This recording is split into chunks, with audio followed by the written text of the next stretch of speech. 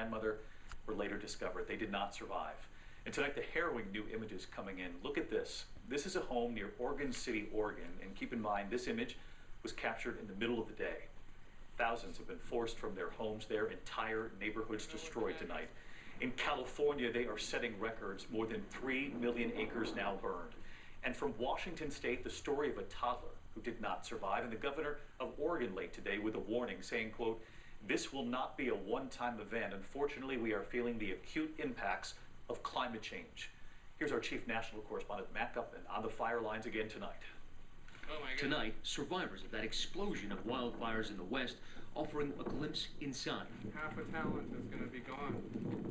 At least half the city. Just 24 hours after the governor warned of the state's greatest loss of life, the death toll is growing tonight. Southeast of Salem, Oregon, Chris Tofty frantically trying to reach his family during the evacuation. I drove through some pretty big flames, I was in the flames, engulfed in my car. I can't believe the tires didn't pop or something, you know? After that interview, the family says searchers found the bodies of his 12-year-old son, Wyatt, and Wyatt's grandmother, Peggy. The fires in the Medford area destroyed about 600 homes. This lone house, a reminder of a neighborhood obliterated. From up here, you don't only get a sense of the scale of the destruction, but also an entire landscape bleached of color. This is a sea of gray and ash and twisted metal. In another neighborhood, Tim Engelhardt took us with him to see if his home was still there. With landmarks gone, the neighborhood unrecognizable. A friend of ours had a house here, a couple friends, and it's so destroyed I can't even find where it was. He was with his daughters and grandson, picking through the wreckage. I'm so surprised that the people was able to get out of here alive. His grandson Andre finding his prized possession, a light-up keyboard he'd earned himself. This is just a special gift, personal gift that he got for learning to ride his bike. So, no. Great. But guess what? Remember what we said, it's what? Replaceable, right? Yeah. Right, okay. So we can hang on to it, we'll make something cool with it, right? Yeah. Okay. In California, the fast-moving Bear Fire among the nearly 30 major fires burning in the state. Our Kaylee Hartung is in Butte County. These wildfires have burned a record 3 million acres this year alone. That's more than 26 times what had burned by this point last year.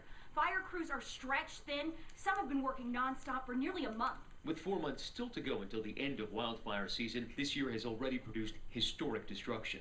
In Washington, fire claiming the life of a 1-year-old boy and badly burning his parents. 600,000 acres burned the past 3 days alone. The town of Malden nearly burned to the ground. The governor pointing to climate change. We talk about this as a wildfire.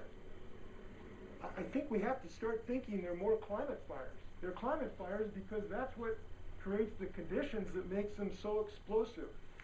Just a devastating scene again tonight, Matt Gupman in Phoenix, Oregon, and we can see the pictures there behind you. I know, Matt, that just in the last couple of hours they've announced at least 2 deaths in the community where you are tonight, and I know they're bracing for the possibility that that toll could rise.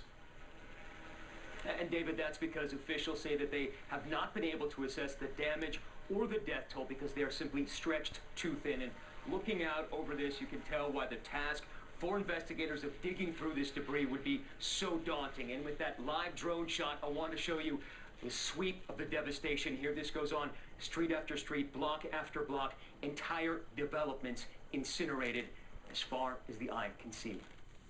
Really just unbelievable. Our thanks to you, Matt, and the entire crew. You've been on this for many days now. We're thinking about all of those families tonight.